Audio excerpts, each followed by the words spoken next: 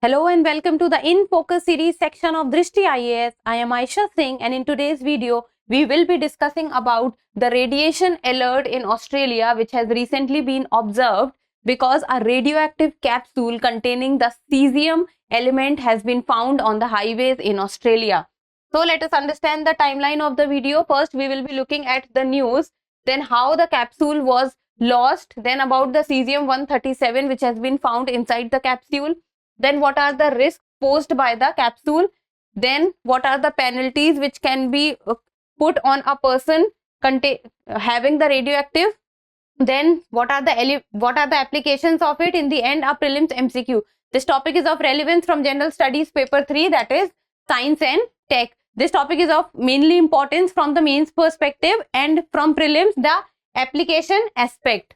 So let's get started and see the news. And the news has been taken from the Indian Express and it reads, radioactive capsule lost and found in Australia. Here's what happened.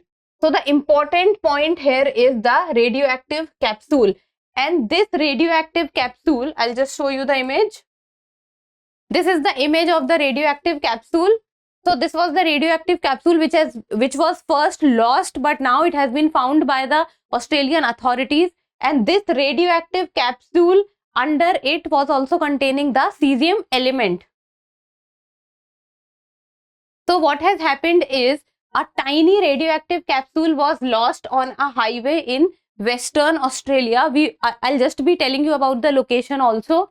And then on February 1st, the Australian authorities recovered a tiny radioactive capsule which is smaller than a coin lost in Australia's vast outback.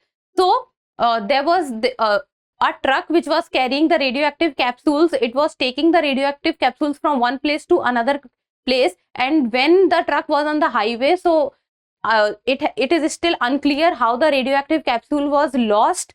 But now after the search operation was going on, that lost radioactive capsule has been found by the Australian authorities, and this capsule is being said that is even smaller than a coin. So you can look at this image. So this capsule is considered to be even smaller than a coin. And the authorities took a week-long search involving around 100 people along a nearly 1,400 kilometers stretch of the highway. So it took a lot of people to look into and search the radioactive capsule because it was of utmost importance to find it and then preserve it also, because if it get caught by any human, then it could have been very deadly and dangerous. Then cesium-137 capsule was lost in transit, and the element which is present inside this capsule is cesium-137. Now let us see that how the capsule was lost. So radioactive capsule was part of a gauge used to measure the density of iron ore. This is from Rio Tinto Gudai-Darri mine in Australia, which is in the, I'll just show you, which is in the north part of Australia. This is the mine. Okay, then this is located in the northern reaches of Western Australia, this mine, and the gauge was being taken to a facility in the suburbs of the state capital, Perth. So from this mine, the radioactive capsule was being taken to the state capital, which is Perth.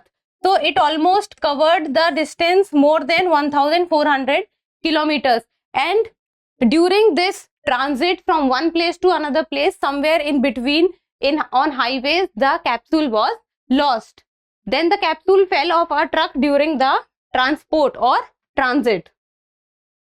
Then comes cesium-137, which is under the capsule which was lost earlier, but now it has been found. So cesium-137, you can look at this image. This is cesium. So cesium-137 is a soft, flexible, silvery white metal that becomes liquid near the room temperature. So this can be important point, that first it is silvery white metal, you can look at this, and then it is liquid on room temperature. So whenever it is the room temperature, then the cesium is in the liquid state. Then it is the most common radioactive form of cesium. This can be an important point too. Then it is produced by nuclear fission, and then it can also cause serious illness when touched, leading to burns and acute radiation sickness. So it means that if a human comes in contact with the cesium, then it can cause burns and acute radiation sickness. Then because this can be dangerous for a human being. Then what is the risk posed by the capsule?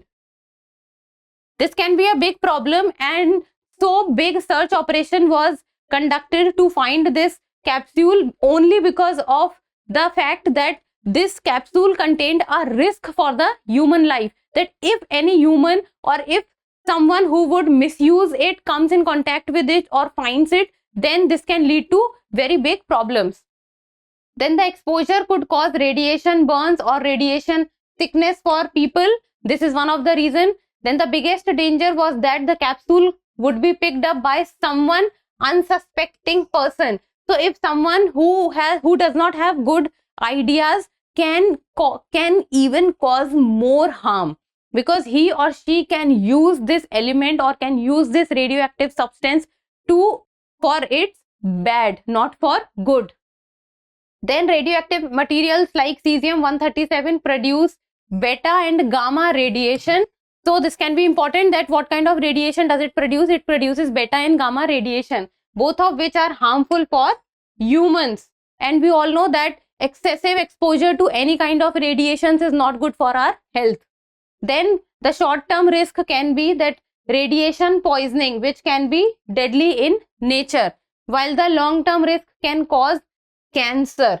And cancer, as we know, is majorly caused by radiations, and this can also damage human DNA, because excessive exposure of radiations and regular exposure of radiations is something which gradually causes deterioration of our health, and the interior part of our body becomes weak when we get exposure or on a daily basis or regularly or slowly towards the radiations.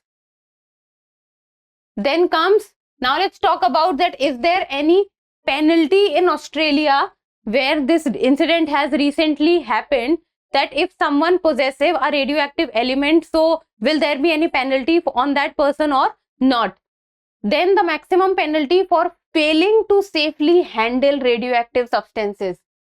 Failing to safely handle radioactive substances, that if a person possesses a radioactive substance and the person is not able to handle it properly and does not have good intentions of it, so there is penalty, and in Australian currency it is $1,000. And if that continues per day, if the offense continues, then Australian 50 currency increases on it.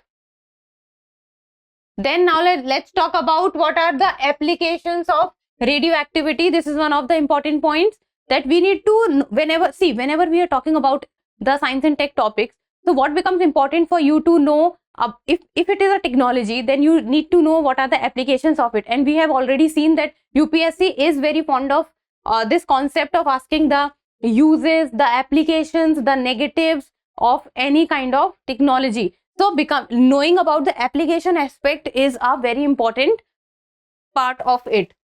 Then first and foremost, applications of radioactivities are many. I am just telling you few of it. First and foremost is the medicine. Too much exposure of radioactivity or radiations can cause negative harm, but if we are using it on limited basis, then this can prove very beneficial for us also. Then medicine, diagnostic techniques such as radiopharmaceuticals, scans or radioisotopes, and apply radiotherapy treatments that include X-ray. So radioactivity has also many positive aspects also, because limited exposure of radioactivity can also help us in curing many of the diseases. Then in agriculture, radioisotope and radiation techniques are applicable to improve the quality of food by introducing mutations in plants and seeds to obtain the desired crop varieties, because through radioactivity we can also cause mutations, and through mutations what we can do is we can cause mutations for the betterment of things.